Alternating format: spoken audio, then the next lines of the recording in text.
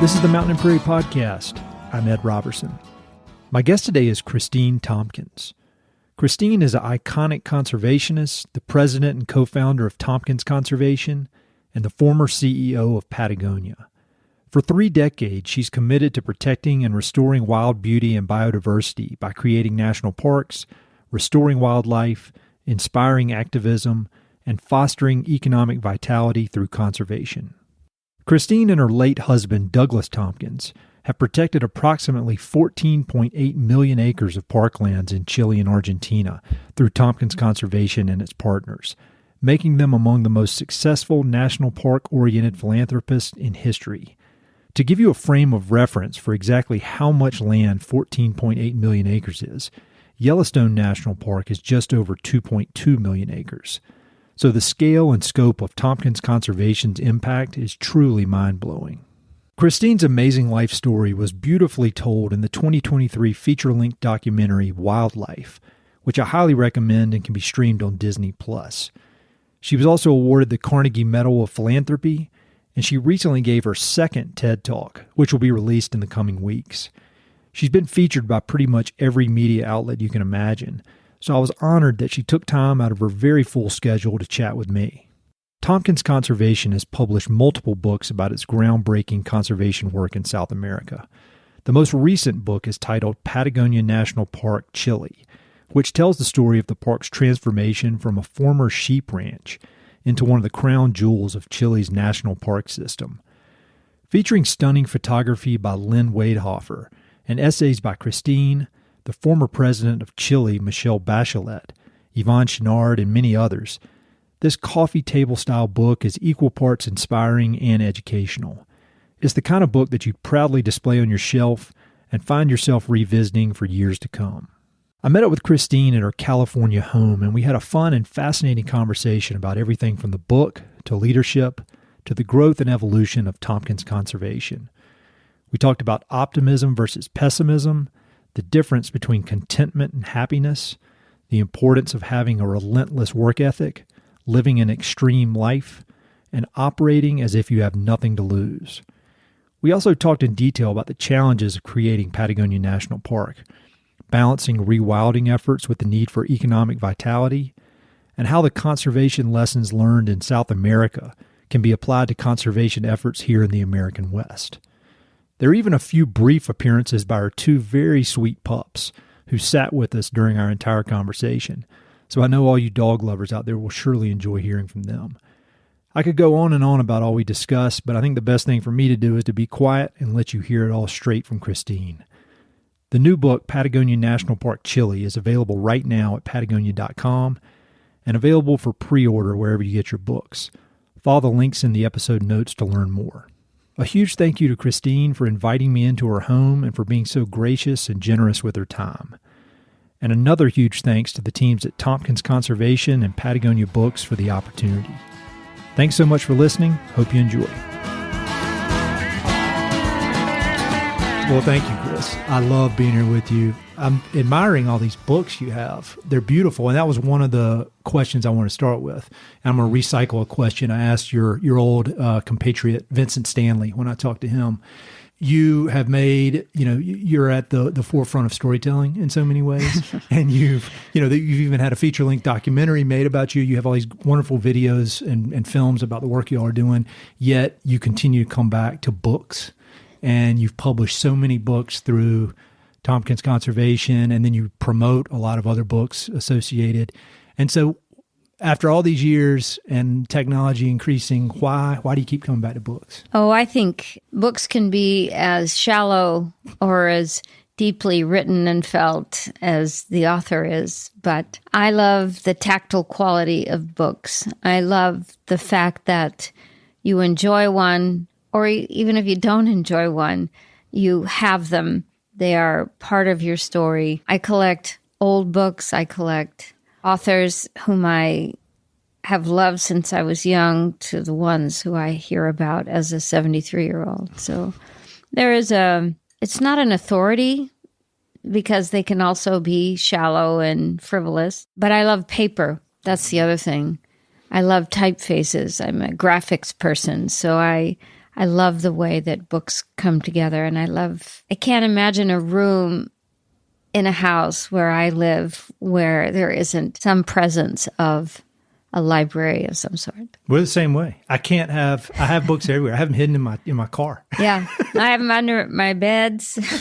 I have to say, I've collected just in the last 3 years in COVID, since I came back to the United States from South America, there's probably 10% of them I haven't even cracked the spine on. Mm-hmm. But I had them at some point in my life beforehand, and they are like, some people look at fashion.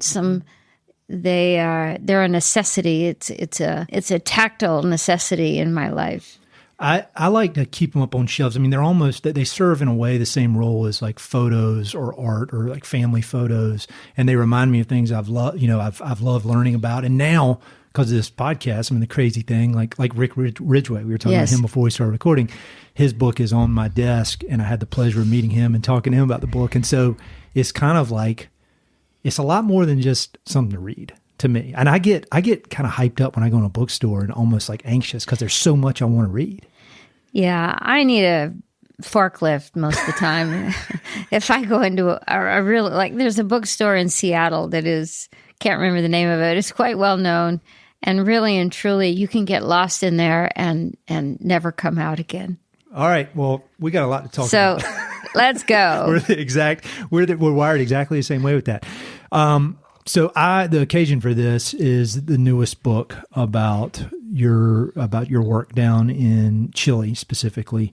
And I was lucky enough to get an advance copy, and it's beautiful. The photography is obviously beautiful, but the writing is so powerful. I learned so much in what looks like a beautiful coffee table book full of photos, but there's so much in there that I learned that I didn't know, even though I do my research. And one thing I love doing with books is looking at the acknowledgments, at the dedications. And I noticed on the dedication, you dedicated it to, I want to make sure I'm pronouncing this right, Arnie Næss. Yes. And then I went down the Arnie Næss rabbit hole on the internet. Can you talk about Arnie Næss? He was a Norwegian philosopher, but more a student of philosophy, really focused on Spinoza. He was also a climber and a mountaineer. And Arnie, because of his background in studying great philosophers, with that and the combination of him seeing with his own eyes what was happening to the natural world, and this was decades and decades ago, this was not contemporarily, he really began to think about the human mind and our context and relationship to nature, and how distance in a relatively short period of time, we modern humans, have become from the natural world. So he developed something, I can't remember if he coined this title or not, but deep ecology. Yeah. And deep ecology is really pretty simple. It's been very contentious over the last 20, 30 years, and that is Phineas. He's very the English lab contentious about also wants to talk about Arnie Næss. Okay, you guys, basta. I think I don't know. Sawyer, good luck. That makes me miss my dog. When I was gone for 6 weeks just now, I have so many photographs of these two plus the other two. And I would nearly weep at night. Just this physical connection to these beings. There's a book called Wolf in the Parlor. Have you ever read that? No, but I'll send it to you. It's by this scientist or science writer, and he talks about the human connection between Homo sapiens and canines, and how it's been there since the very beginning. Since wolves, since absolutely, I do need to read that because I believe that, but I don't. Well, we've got a connection with these. I mean, it's a symbiotic relationship. No, it's completely, and it's indelible. Anyway.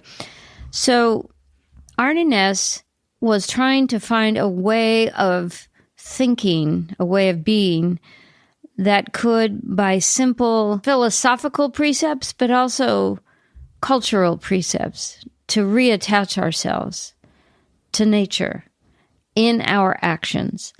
So deep ecology, the reference of deep in this case, is that it is cellular, that the way we live is in view of and in honor of the intrinsic value of all life.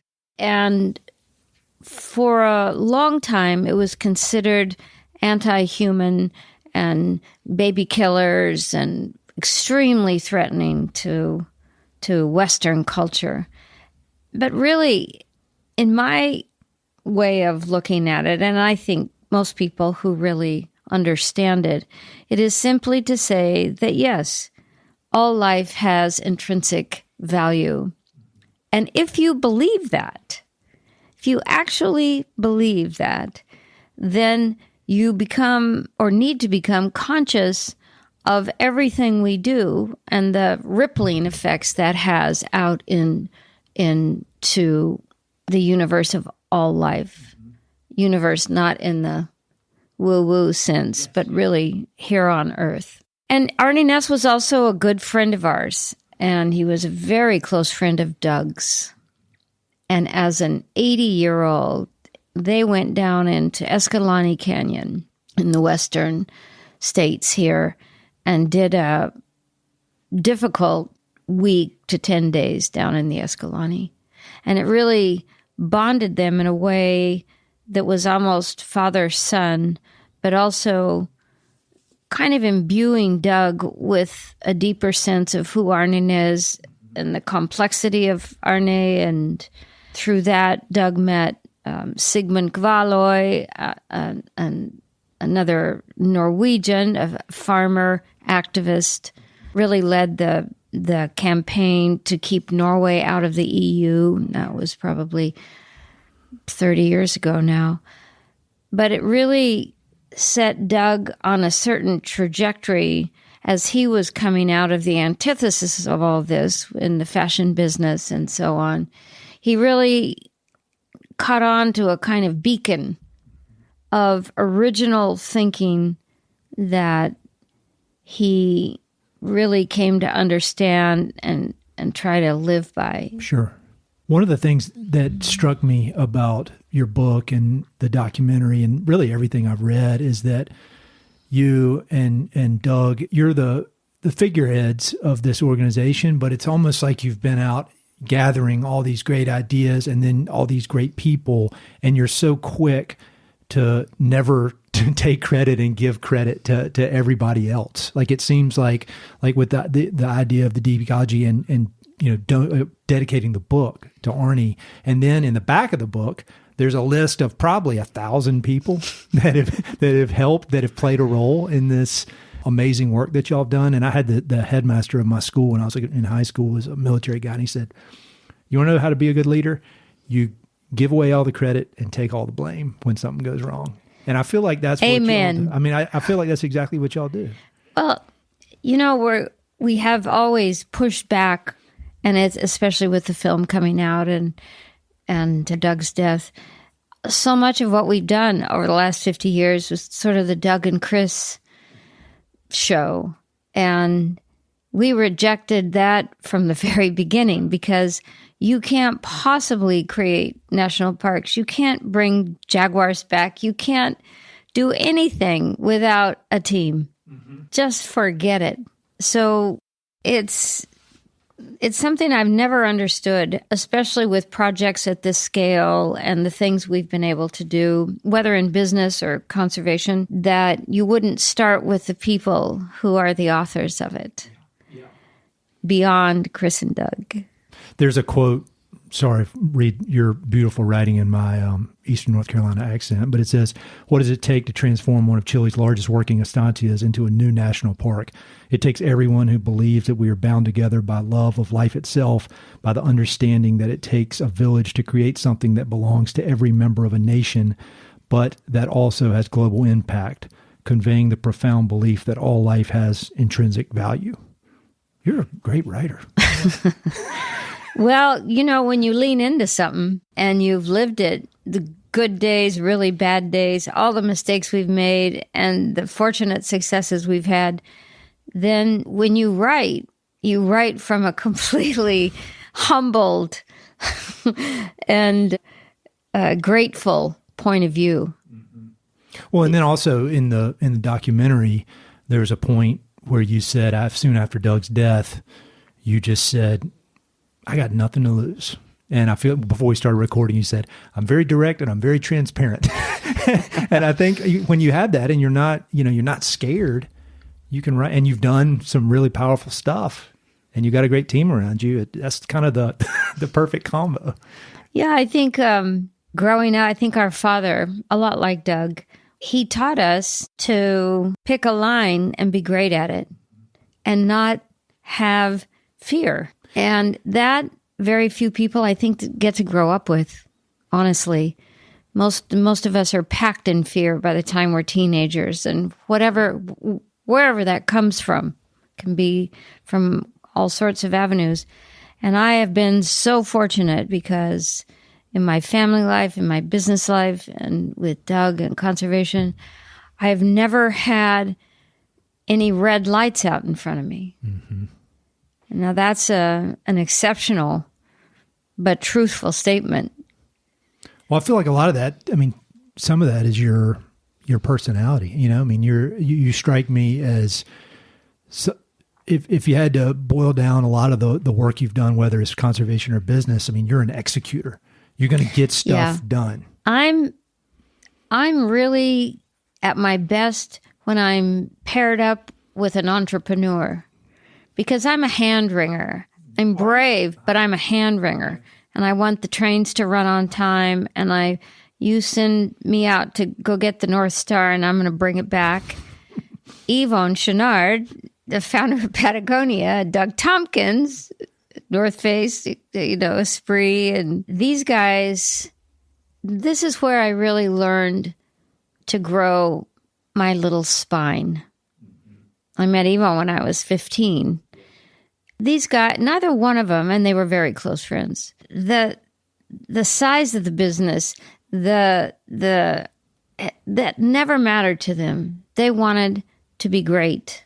They wanted to make the best stuff for what they thought were the right reasons, and so on and so forth. And so really my young, middle, and old adult life has been living in this milieu of, well, you got to go for broke. You just go. And if it fails, then you shift course. So I think starting with my father, who died very young, but I've just had this, I would almost say, charmed life to be around people who are only encouraging all of us as kids to fear nothing. One more question. I want to obviously talk about the national park, but while we're on this subject, I'd love to, one thing I've been thinking a lot about recently is happiness versus contentment, because I think a lot of people say, I want to be happy. The goal of life is to be happy. But I've found, for me personally, that happy is kind of like eating dessert or surfing knee-high waves, or, it's fun, eating candy, whatever.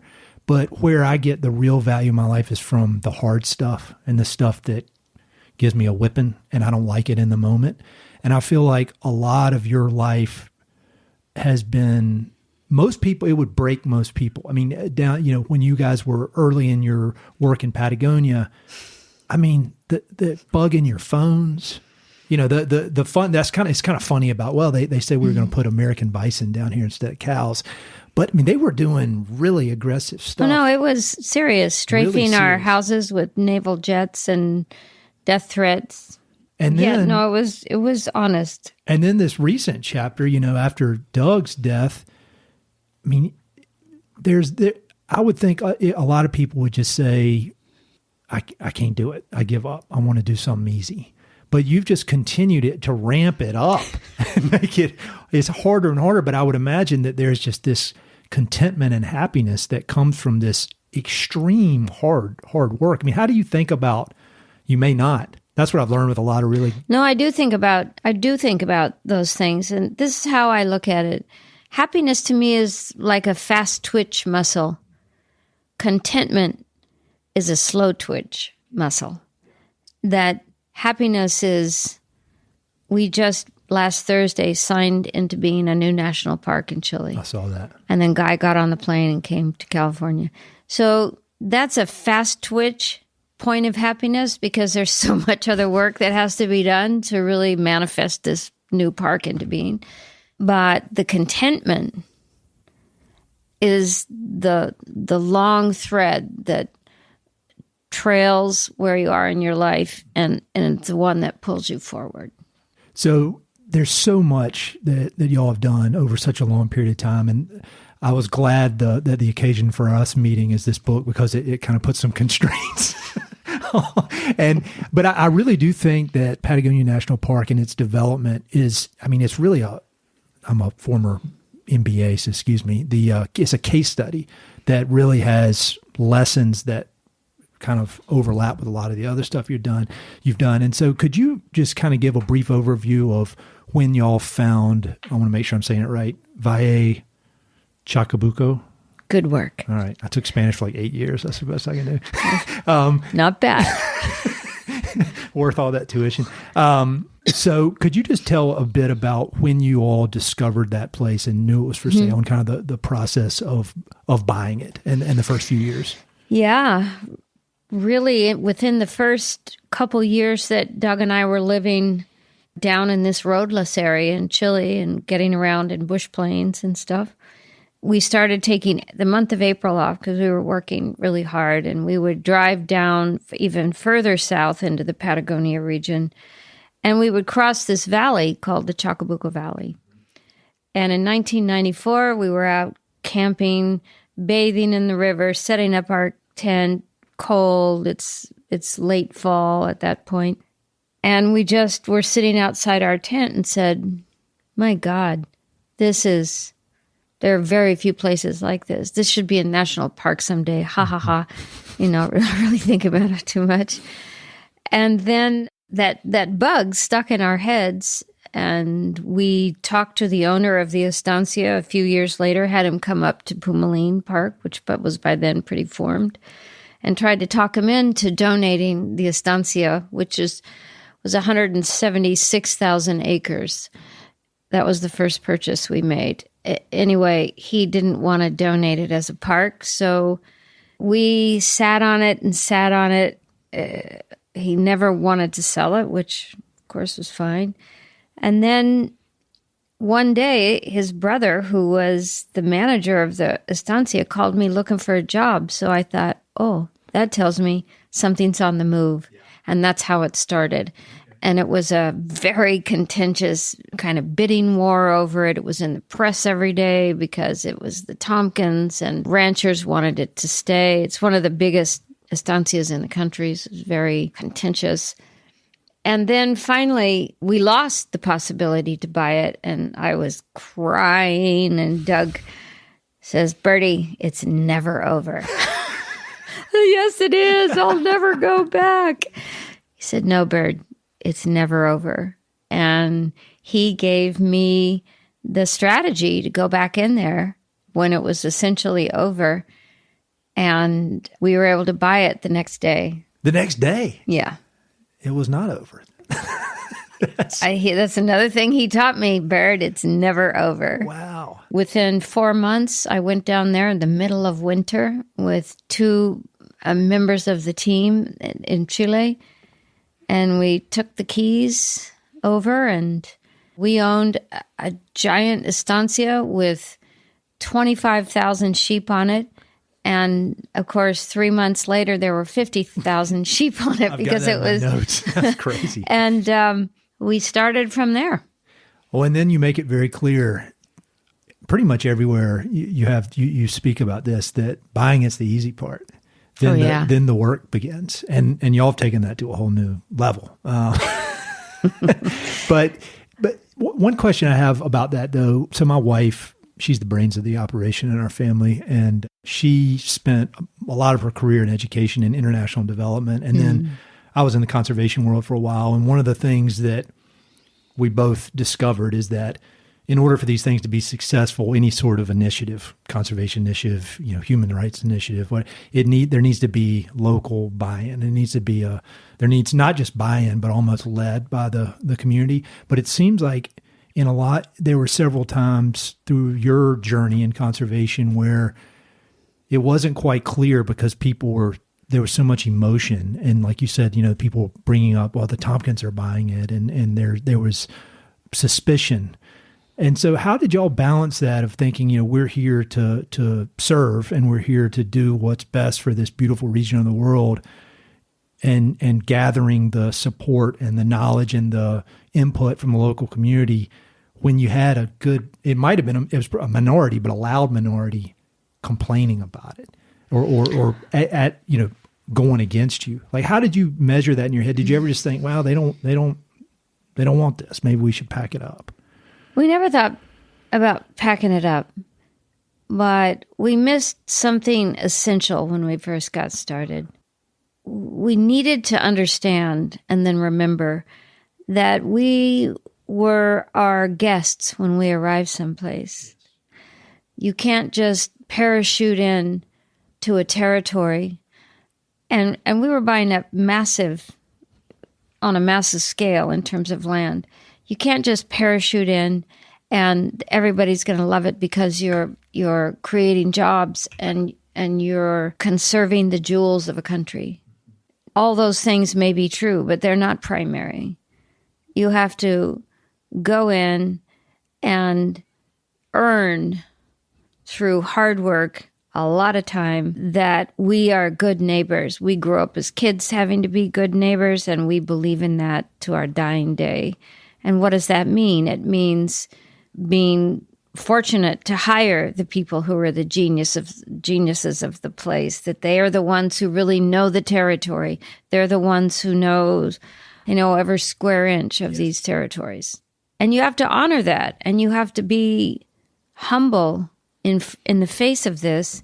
And you can't just make empty promises to mayors and councilmen if you think that economically, besides the net effect of more jobs, that was always true, but it's going to be good for a local economy. Well, how is that going to happen? So you get involved in the tourism business, the educational system. You get involved in every possible way, and you have to earn the respect of people. In Valle Chacabuco, we were known as the Puma factory, cougar factory, because they'd been demolished over the last 100 years of grazing and foxes as well.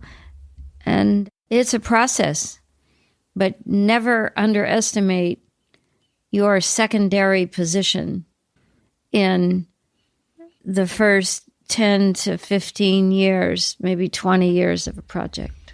I do a podcast partnership with the Nature Conservancy, talking to different people in the organization or stakeholders throughout the whole West.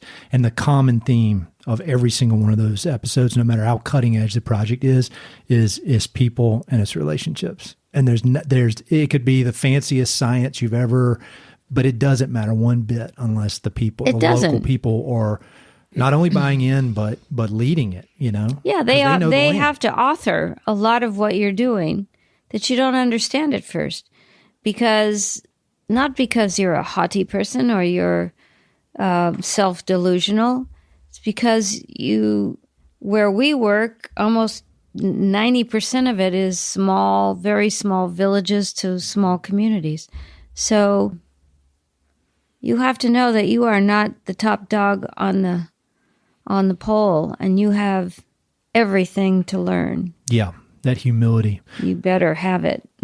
I think that humility really comes with curiosity. And, obviously you and Doug, super curious. And I think when you know how little you actually know, it's hard to be arrogant when that's the case. I think that's very true. When I'm unsettled or need to take it down a notch, I go out someplace where I feel tinier and tinier and tinier, And that's where I find myself. I am this little speck in a vast planet, and then I find the right level. Yeah. I love that. I love that. So when you took possession of the ranch, owned it, and you owned all that livestock, a lot of the people, I talk with a lot of people who are in the ranching world or in the regenerative ag world. And so what was that process like of you own all this livestock and then taking it, trying to figure out how do you balance that? I mean, I know there was a bit of a process of kind of working through that. Can you talk about that? Yeah, I went out and found the guy who used to manage the ranch, who was very, very good at it. He was off doing something else, and we hired him immediately and said, please come back. And we are, full disclosure, in 5 to 8 years, there will not be sheep on this ranch. Yeah. And he understood that. And I also wanted to use the fact that there were sheep and a productive asset of the ranch or the new park as income. The other factor was this ranch was the third largest sheep ranch in the country. And you can't just take 50,000 sheep and dump them into the marketplace. So you needed to ratchet it all the way through because you're not in the business of trying to destabilize something. So it worked really well for us, and I think took us about maybe 8 years to move them out so the grasses could and the forest, because we had 4,000 head of cattle also.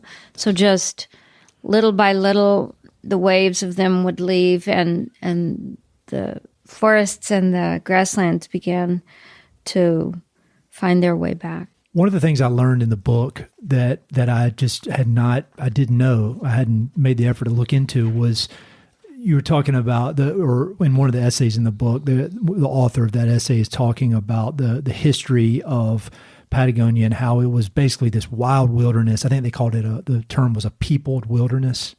And then, when you think about the American West, it was more slowly kind of taken over by industry. It started with the fur trappers from European settlement, fur trappers, and then the miners, and now we got the real estate developers. And over the course of a few hundred years, whereas in Chile and Argentina, it went from this peopled wilderness to the 20th century when it was like bam, and it got hit. I would say, I wouldn't say bam, but it was a soft bam. Yeah. It was really, the Patagonian steppe grasslands were probably stripped and denuded over 150 years. Okay. But if you really look at it, it's probably less than 100 years. All these territories, which were called no man's land, whether it's Tierra del Fuego, the American West, parts of Canada, and, every continent has their no man's land. And it happens so fast that it's somebody's land. Yeah. Very quickly, and that's what happened in Patagonia. But you don't have big cities. You don't have a lot of towns, certainly in those days. So you could have 1 million acres of grassland and hundreds of thousands of sheep out there, typically not cattle. And those grasslands, those territories that you think are infinite in their ability to support some sort of extractive activity, as we learn many times over, it's almost never true. Never. Yeah, never is a better word.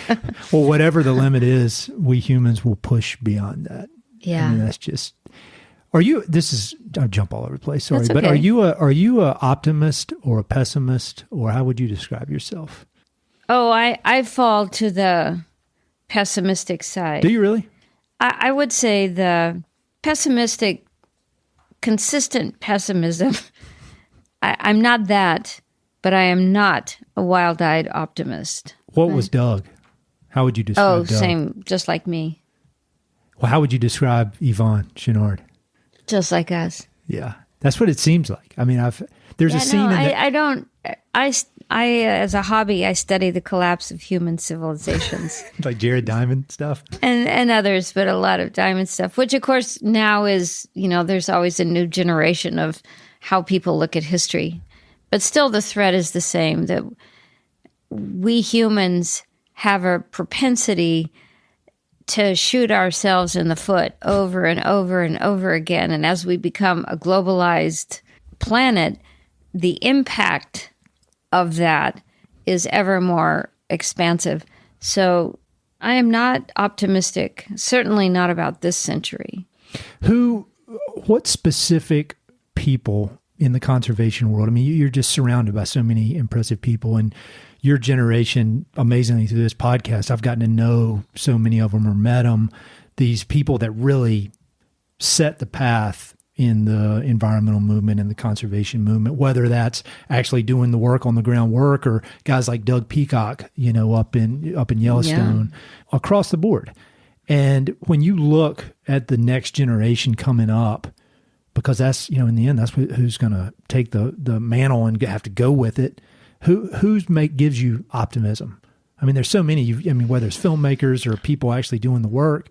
I'm just about 74. So it's my generation who created this mess and who is just kind of the edge of my generation, the one who's deciding that it's too much trouble, it's too difficult, and they're not going to change culture profoundly to try to slow it down. I think we see that. We might not want to talk about it, but it's definitely clear. I'd say the 30-year-olds these days have been able to get a lift off their lives without so much being known about the pressure of what's taking place. But if you look at some of the younger ones, Greta Thunberg, and there are lots of Gretas. She just happens to be one of the most brilliant. There is an activist generation coming up. It's a different turn. They're more urban. They just don't accept that they're being handed a future that is in question. And they're tough. They don't have to wait around for their parents to tell them how they should think and feel. And their professors and so on. So there is, thank goodness, I think a generation of pretty young people who are just saying, whether it's about sexuality, the pressure of a sullied future in terms of air quality, water quality, all these things, social, environmental things, they're saying we don't accept that. And I find that, I was about to say hopeful, but I have another thought about hope. What is that? Oh, I think hope is the big word of abdication. If people ask me all the time, Kris, do you have hope? And I've gotten sick of hearing it. So I say, I think you have to earn hope. I think you have to work hard to have hope. If you just ask me, Kris, do you have hope? What they're really asking is, can I leave this in your hands? Because I want to keep living the way I'm living. And I don't accept that. I just, right. I don't accept that. I say, if you say you're hopeful, then show me. What are you doing about it? Because you can't just, hope is not free in any category. You have to earn it. And I think we have not earned hope for the circumstances we are in this moment. But I also believe in black swans and these invisible tipping points that we, by definition, can't see. And I don't know how this century is going to end up. I don't think that it's going to be difficult. It's already difficult. If you live in the South Sudan or the Southern Pacific Ocean, there are many, many places, hundreds of millions of people are feeling the effects of climate and other factors. And like Sir David Attenborough said last year, they're the very people who have no say whatsoever in what's taking place globally. And they're the very same people who have no means to get out of the way. So it's not that it's going to happen. It's unraveling. But where we live and our capacity and mobility allows us to get out of the way longer than anybody else. So hope, if it's not active and pushed up against, then people have to rethink who they are, in my opinion. Well, that's one of the things of the many things I admire about your story is just you have this, and a lot of the historical figures that I admire is this almost like an obsession with taking action and not sitting around. And I found for myself, no matter if I'm in the, bad mood or feeling down or whatever, every time, then there's no exceptions. I try to talk myself out of it, find a little secret route, but every time the answer is action. And taking action. And I'm obsessed with Theodore Roosevelt, and he's a complicated dude in a lot of ways, but I think for a lot of his life, he was running from some sort of depression. And there's a quote that's black hair rarely sits behind a rider whose pace is fast enough. And that could speak to being manic in some ways, but I really think, and I think, after Doug's death in the documentary, you talk about, you ramped it up to a new level with action. Can you talk about that? Well, just in the last, I would say, 9 months, the head of Chile and Argentina sat down with me, and I just said, everybody knows about climate change. Everybody understands the extinction crisis and these other points of pain. And what we didn't understand is the velocity at which it's taking place, which is rising so fast. And I said, we're not at the back of the train in our thinking, but we're in the middle. Mm-hmm. And I want to always be out in front. So we need to start thinking about rewilding and conservation on a continental level and not just these large landscapes that we have acquired almost like canvases so we can rewild them and donate them so all are welcome and so on. We have to move it out. 2 million acres in Valle National Park in northern Argentina, where we have rewilded jaguars. In a very short time, that won't be large enough. And then eventually, not in my lifetime, that's going to fail. And that's true with all national parks. Look at the bison who step outside of Yellowstone or the wolves who step out. These are all, in their moment, we all thought we were thinking in an extraordinarily forward-looking manner and strategies. But now I see, forget it. We have to go way beyond that. We're going to go continental. So Argentina has to be connected to Brazil and Paraguay and Bolivia, and Chile needs to be working all the way up the Andes, all the way to Colombia, the top of Colombia, with species that we have a lot of experience with and others don't. Doesn't mean we have to do all the work on the ground in any of these other countries, but we sure as hell better be prepared to have plans and strategies and developing partnerships that do that. And if we're not thinking at that scale, I believe it's wonderful what we've done so far. I don't take away from that, but you can never sit on your heels. And especially now, again, as we see the velocity of these tectonic shifts happening on Earth, we have nothing to lose. Zero. And it's interesting and it's exciting and it's difficult and some of it may be impossible, but that makes it more interesting. And ergo, probably the right way you have to go. So we've committed ourselves to this full bore. We're doing it already. I was in Brazil. I was in sitting with the environmental minister of Brazil 3 weeks ago with Sophia, saying, "Look, we have to go for this." I've never worked in Brazil in my life. Yeah, but you got the mantra of commit, then figure it out, right? That's right.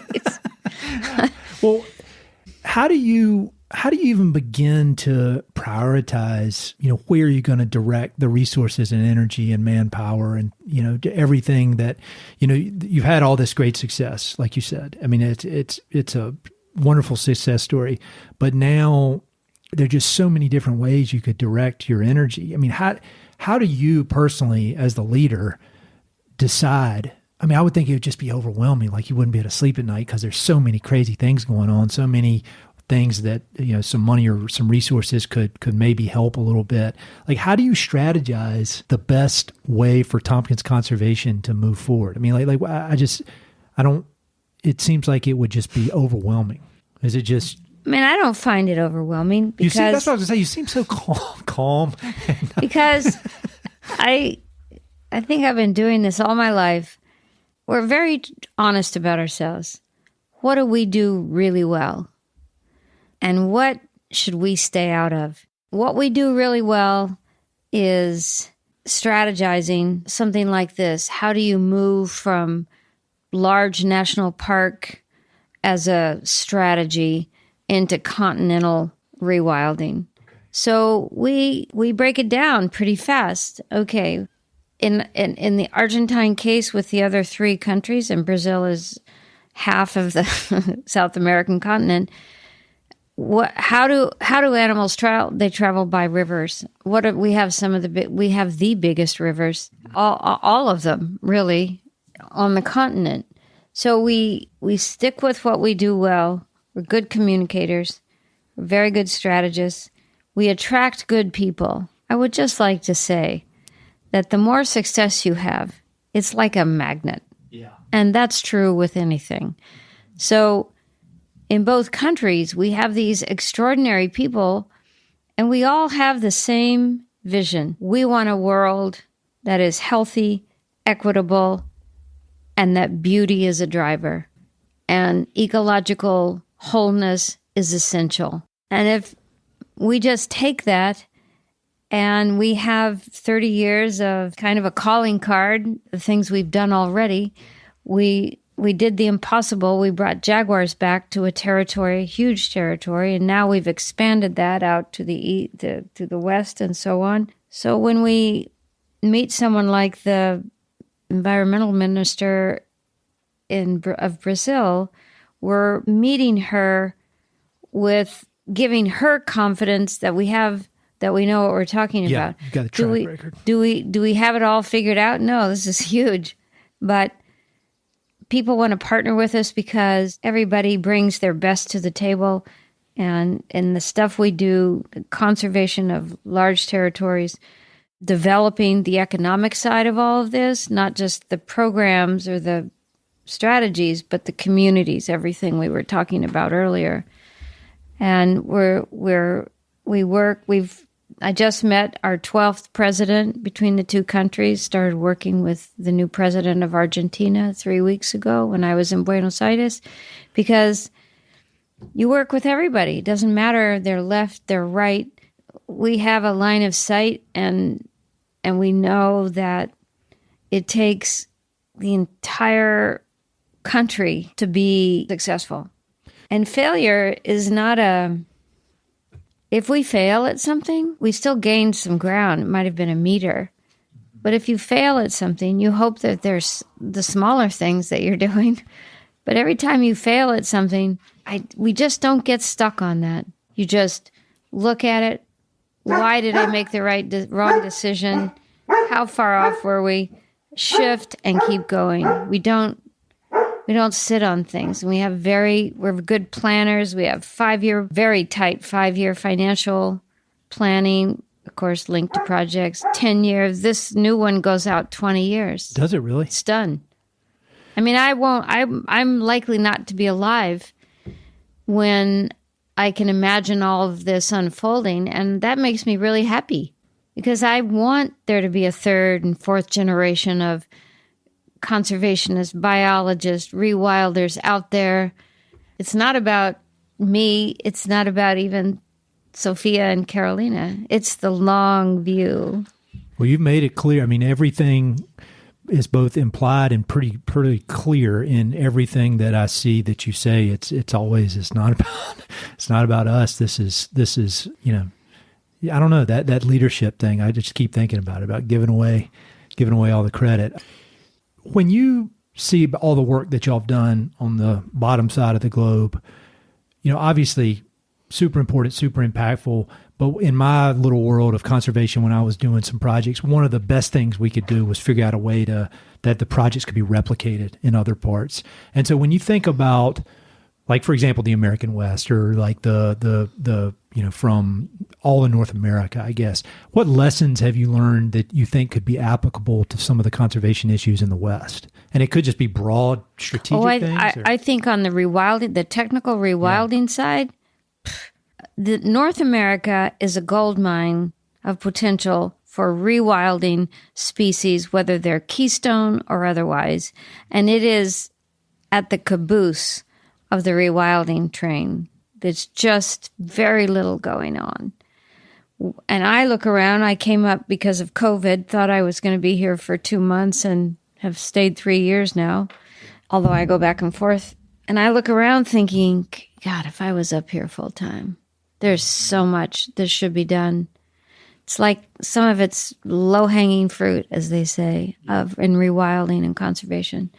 And it's not because I think, we know, we're the top rewilders. That's not why I say that. I just say it as a practical person who would love to see fully functioning ecosystems, that there's individual projects, there's a willfulness to it, but as a nation, as a state, there's no value to them, or many of them, I should say, to have wildness and special representation that's healthy. And I don't see anybody who's really working that system really aggressively. We are working on 2 projects here in the United States. And can you talk about them? Not really. Okay.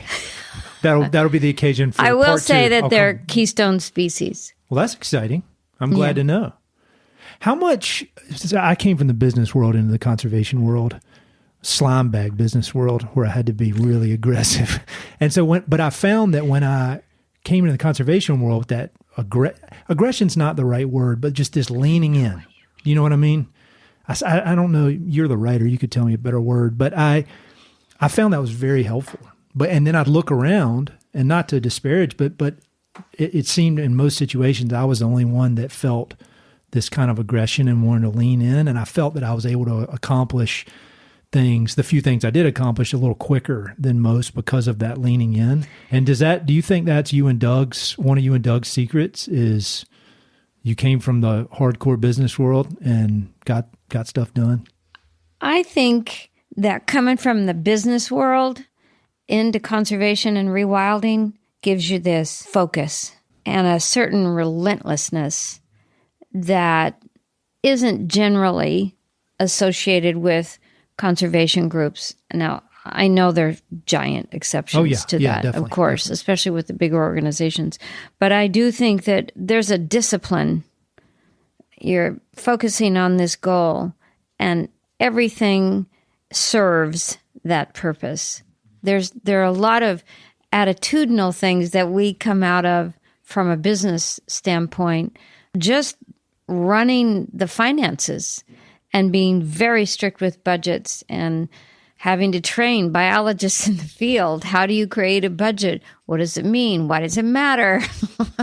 So I love this marriage of kind of business backgrounds and conservation, because whatever we bring to the conservation world is giving to us different things, but in equal measure. And I think that marriage of that kind of relentlessness that comes out of business and doggedness is really a good addition to these kinds of things. Biologists generally are not in business, but they're the geniuses of the territory. You got that right. Yeah. Without them, none of this stuff works. we won't know what to say.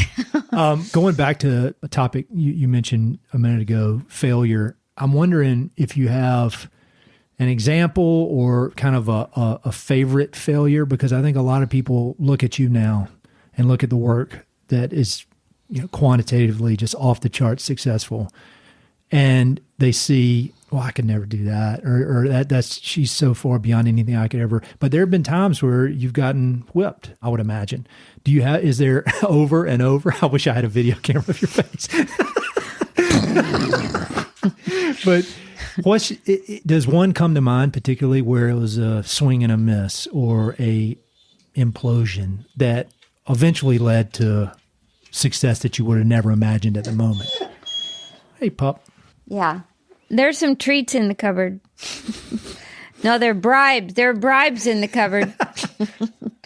Any bribes for me? No, I'm sure. Yeah, they're always, whoever walks in the house gets a bribe. I think we needed to learn patience. We were just talking about the kind of personality that comes out of the business world. We're not very patient. And we had some key big properties we thought were in the bag, and they fell out for political reasons, not the sellers' reasons. I think we probably, for every good reason, early on, we really had our knees cut off from under us in politically buying land that would fall out for really tough reasons. We've had species we've worked with, tapirs up in Argentina. They were almost all the ones that we finally brought back and were doing well. The whole population almost wiped out by a bovine disease that, the neighbors have cattle someplace. And I think when we got started, we were pretty naive, thinking that everybody would just love the idea of conservation. Not true. Deeply not true. And those 4.5 years of being so heavily under siege was probably the best thing that happened to us, because it really forced us very quickly to realize that how we see things has nothing to do with reality. And we haven't made strategic decisions that have had to be rolled back, which would be the big category, because you have teams built around them, you have millions of dollars into the territories or whatever it is. That's never happened to us, but we were naive about how enthusiastic everybody would be almost anywhere we went. And that was swift and fierce. You've got many, many, many books in you. Like the lessons and the crazy stories that you've been involved with. We have. I can't even imagine, because what I've seen is the tip of the iceberg, and those are amazingly interesting. And I kind of love the ones deep down in the iceberg, As I mentioned, I just am back from a 6-week trip through Brazil, and then working 3 weeks in Argentina and 2.5 weeks in Chile. And for me, the high point is being all of us are back together again. But there were some very mournful, painful times on that trip, and especially flying with Rodrigo Noriega, who's flown for us since 25 years, and Doug was a well-known bush pilot. Because of, just as you say, the hundreds, if not a few thousand milliseconds, moments, stories of how difficult doing this work was, especially in the early years. No electricity, no phones, no internet at that point, but it's a sort of deeply beautiful mournfulness. And I just really can't believe that I have been given the life that I've led. And I mean that. It sounds so trite, but I tell you, thousands of hours of flight time over the Andes and down.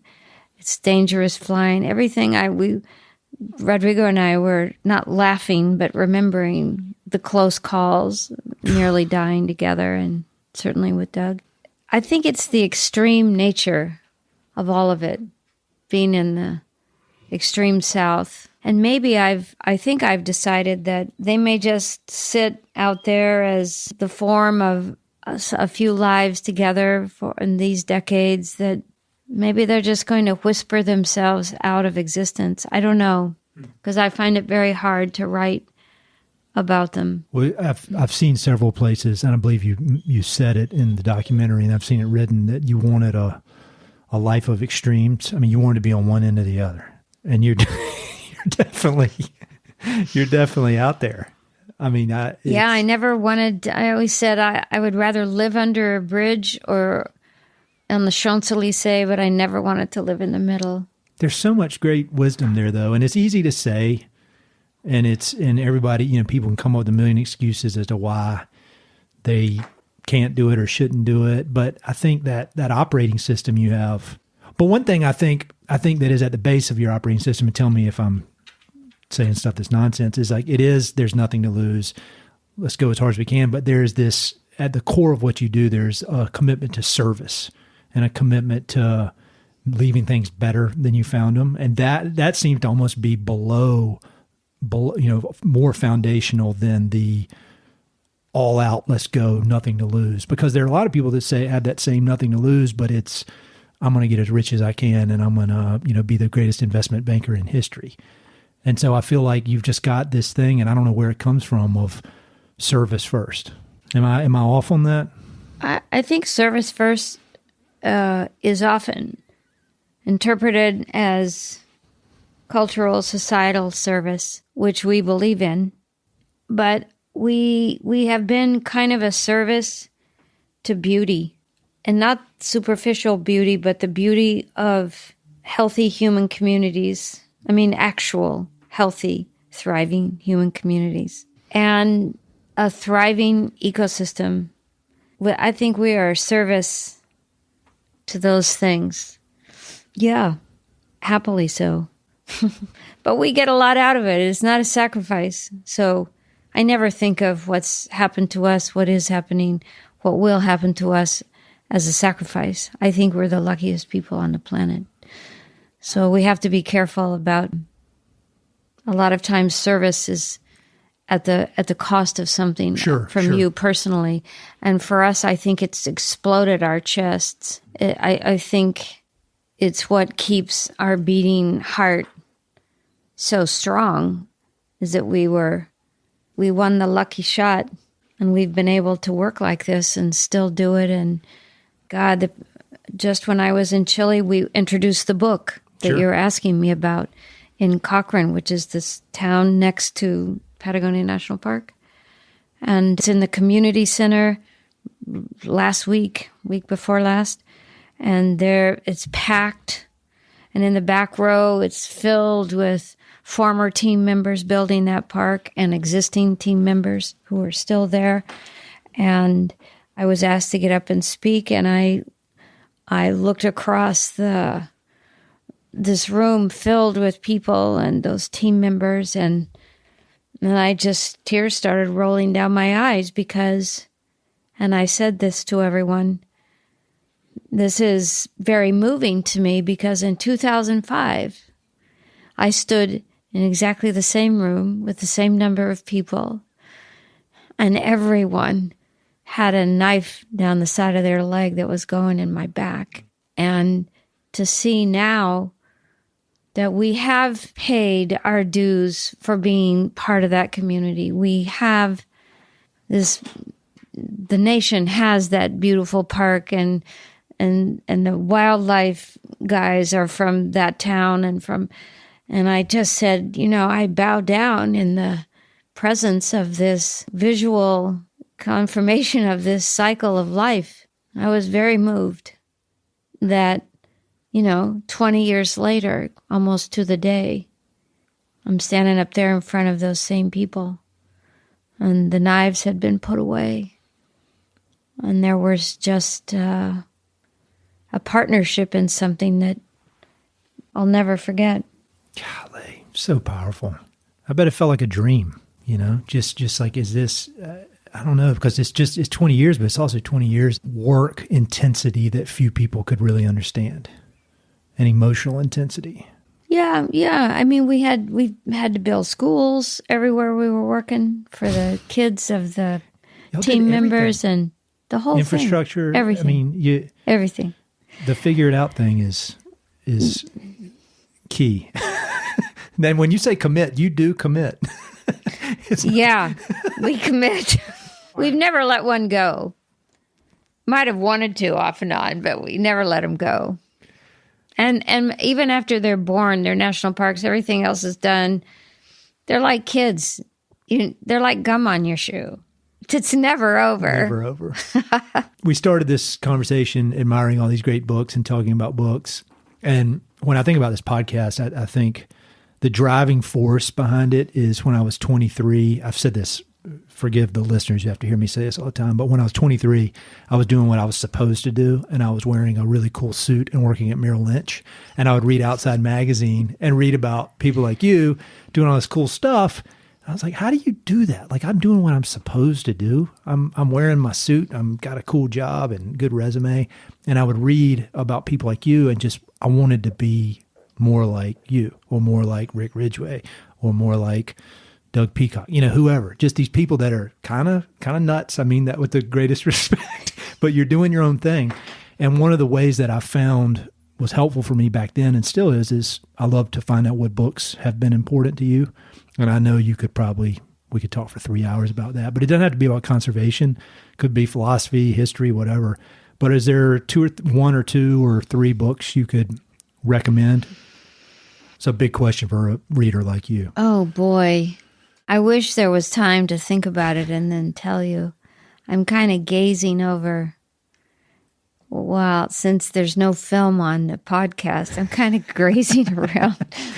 There's so many, and there's so many past podcasts. I see Pete McBride's book up there, Hampton Sides. I saw you had Ghost Soldiers.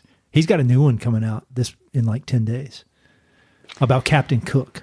Oh, really? Yeah, it's coming out. He'll be on the podcast. We're recording in May, but I just finished it, and it is really good.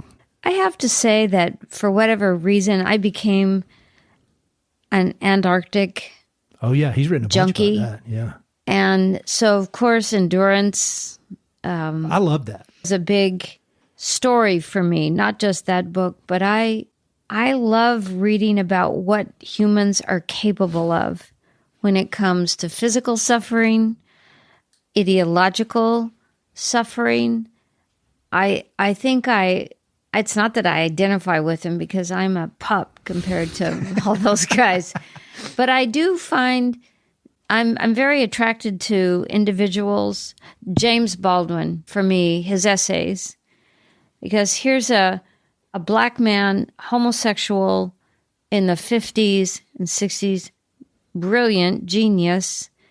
And I look for people from all periods of human history who have found a way through. Now I'm on Genghis Khan, which I had to stop and buy a book of historical maps just to then go back to the book about Genghis Khan and understand. That's what I was just doing with Hampton's book about the South Pacific. I had like maps spread out. That's what it could be Napoleon. I'm not warlike, but just...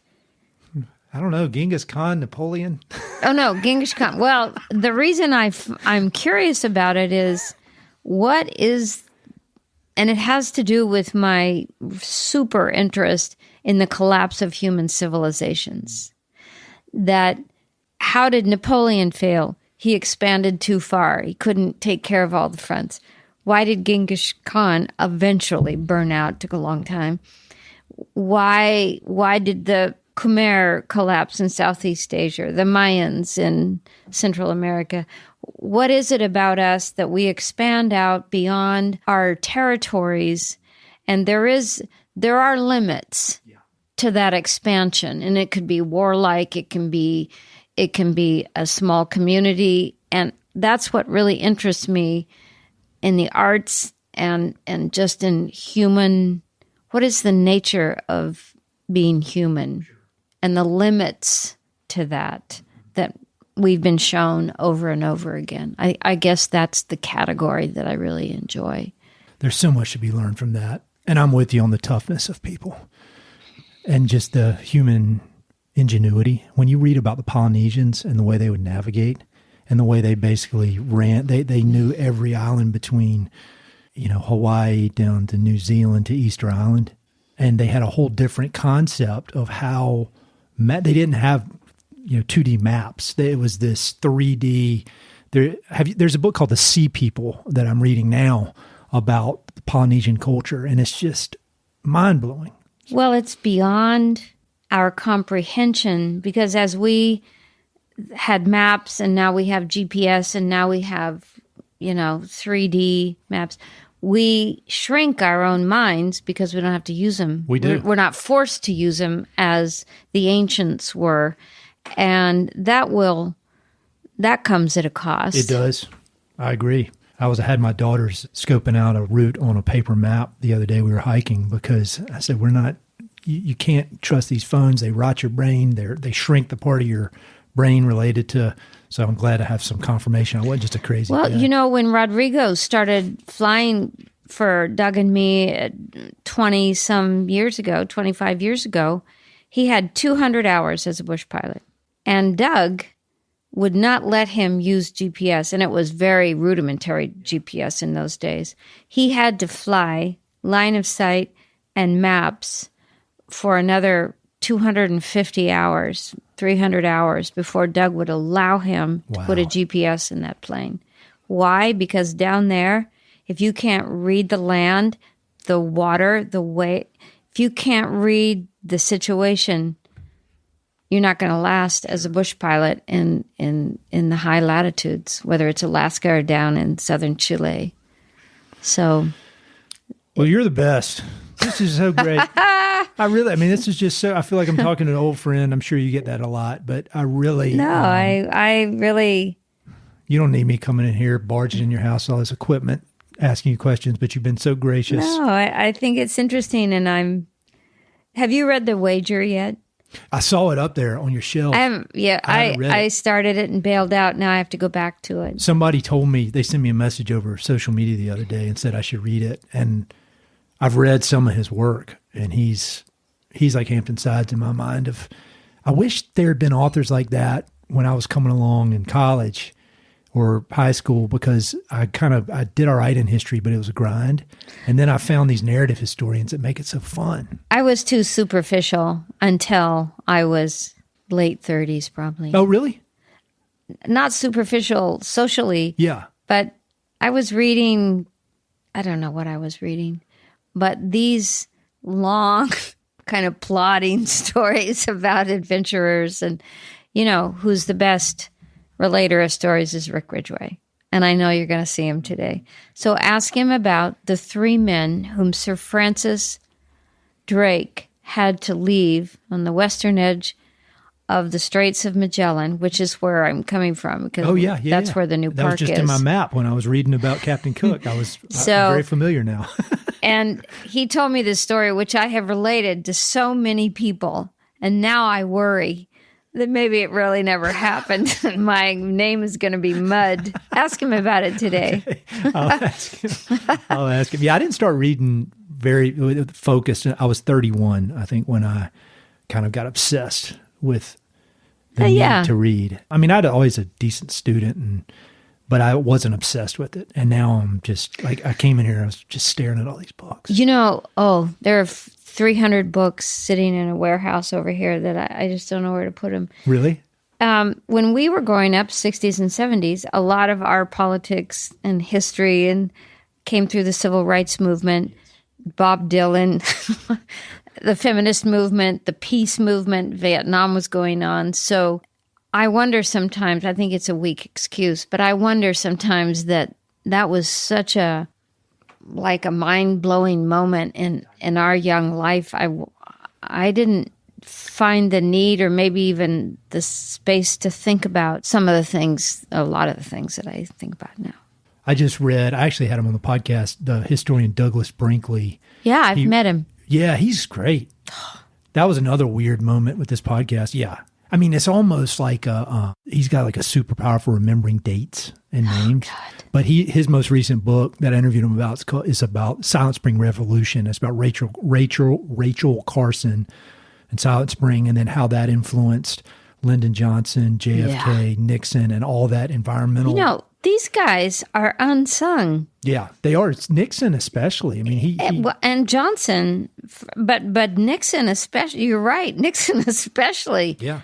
Say what you will about Richard. He's a weird dude, but boy, he laid it down. He took care of business, and as a Republican, which is now think about if somebody tried to pass even a paragraph couldn't get of a the dog EPA. park passed right now. I'm not kidding. No, you're right. I mean, both parties. No, both. It's insane.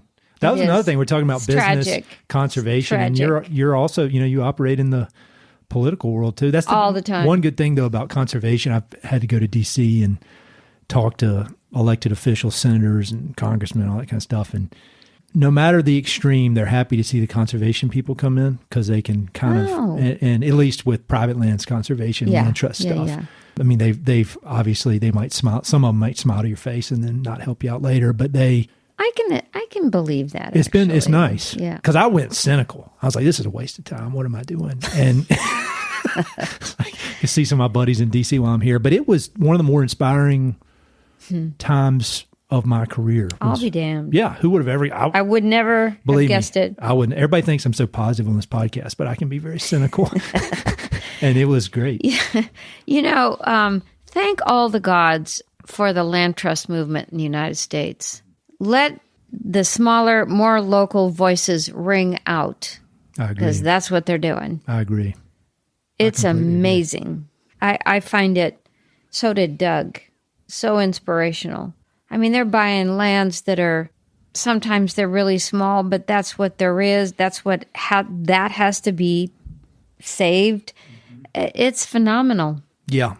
Well, then I think I'm really glad you brought that up because I think sometimes, with the scale of everything you've done, I love that you still, see the great value of taking action on any scale, whether it's your scale or whether, I think that can get lost when people see you and at your current state and all your success, and you got to take action, whatever that is. After I die and if I came back as a billionaire, I would go straight to the land trust movement and to creating public parklands in urban areas.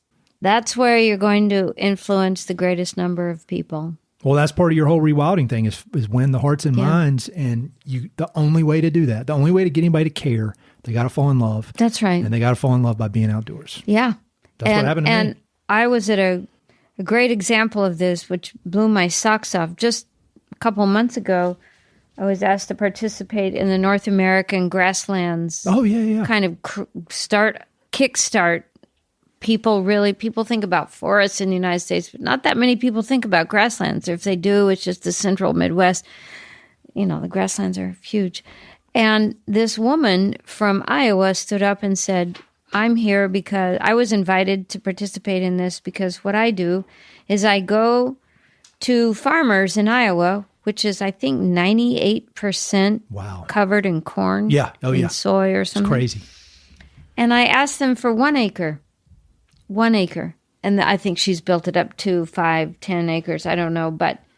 And she takes whatever they're growing out of it and she plants native species there and then gets the farmer to agree that the public can come and see what their native prairie looked like. That's so cool. And it's phenomenal because now the farmers see this is a new income for them. So they're planting more acres. So more neighbors and people from the towns come and they make a little path through it and they put little names on what are the plants. And she's done so many of these things. So I went up to her and said, "You're a genius." I don't know anybody else who thought of that. In the toughest state in the union, and she is asking, but then inviting and creating these new ways of looking at land through the farmers themselves. I mean, that's like a home run on steroids. Oh, it's unbelievable. She told us how many people thousands of people go through now wherever they are, because these farmers are kind of spread around the state, and they're going in and seeing what their prairies look like. That's really the prairie. I just interviewed, I did an event at the Amon Carter Museum in Fort Worth with a guy named James Prosick. Are you familiar with him? He's worked with Yvonne Chenard on some, I say Yvonne like we're pals, but he's worked with Yvonne on grains. He's a naturalist, a big fishing guy. The fish. But he got obsessed with grasslands, and so he devoted this artistic talent to really going out and studying Texas grasslands, and then made this unbelievable exhibit all about Texas grass. Oh, perfect. Okay. He's published a few books. Yeah, I'm going to look him up. But that was just really inspiring. And he's from Connecticut. He lives in Connecticut. Yeah, but he got obsessed with grass and then using his artistic talents to tell the story of grass. And it's like being hit with a club. It is. Who would have ever guessed? My contribution to this is that I said, whatever, you have to map everything. Yeah. No one will listen to you for 5 seconds unless you have maps and you look at what it looked like 200 years ago and what does it look like today. That's the big switch. It does, if it's this big or if it's a continent. Sure. And God almighty, there's so much more to American grasslands. I mean, I didn't grow up in grasslands, so I'm kind of a knucklehead about it. But it was so moving to be with 25 people, and that's all they think about is North American grasslands. And some are from Alabama, some are from, Washington State, all over. You need to meet this guy, Carlos Fernandez, who is the head of... Oh, I know Carlos. Yeah, Carlos. So he's from Mendoza, Argentina area. He is. And he brought, he's obsessed with grasses down there. And then a lot of the grasslands down where he's from, the North American grasslands, similar idea. And so that's a big focus of what he's doing. Where is he in the States? Yeah, he's in Boulder. I'm going to see him in a few weeks. Oh, give him my love and best. I will. He's awesome. And so I do a partnership with TNC Colorado throughout the West to highlight a lot of that work. And Carlos has been a longtime friend. Have you done a thing on the wolves? Not yet. Not yet. You got to do that. I'll do it. I think it's so interesting. I have a friend actually who'll be here tomorrow, and he raises yaks. Oh, wow. Instead of bovines. Okay. And I was kidding him. I said, well, this is the one time it'll be good that you've got yaks. Because I can't imagine a wolf taking down a yak. That'd be a fight. That'd be a good fight. I wouldn't want to see the outcome of something like that. But yeah, they're. I think they release 6 or 5. Not that they won't shoot them, but you legally cannot shoot a wolf now in Colorado. It's going to be interesting to see how that plays out. Oh man! Again, you're talking about the dog park. I don't know. Well, you're the best. I don't want to take any more of your time. Well, so are you. Thank you so much. Hey, it's Ed again. Thanks so much for listening to the podcast. I know your time is valuable, so it means the world that you spend it listening. If you want to support the podcast and help it to continue to spread and grow, there are a few ways you can help. Number 1, pass it along to a friend or share it on social media. Word of mouth recommendations are the most powerful way for ideas to spread, so I'd love it if you could share the podcast with a few pals who might enjoy it. Number 2, you can go to Apple Podcasts and give it a 5-star review. Good reviews encourage the Apple overlords to suggest the podcast to others. So there's a link in the notes if you'd be so kind as to give it 5 stars. Number 3, you can support the podcast financially via Patreon, and there are exclusive benefits for those who do, including a monthly behind-the-scenes newsletter, Mountain and Prairie stickers, live and recorded video chats with podcast guests, and much more. Number 4, I've also got 2 emails that I send out. The first is my weekly email called Good News from the American West, which I send out every Wednesday. It's only positive news, something we can all use a little more of these days. And my other email is my bi-monthly book recommendations email. 1 email every other month with 5, 6, 7, or 8 books that I've recently read and highly recommend. The thousands of people on both of these lists will vouch for me. No spam or other funny business. And number 5, finally, check out my online store for Mountain and Prairie stickers, shirts, and coffee mugs. I've got some really cool designs from Western artists with more on the way. So head to mountainandprairie.com/shop to check it all out. I'd love to connect with you. I'm on Instagram and LinkedIn, so look me up on either of those platforms by my name or through the links on my website. All right, that's it. Thanks so much for your support.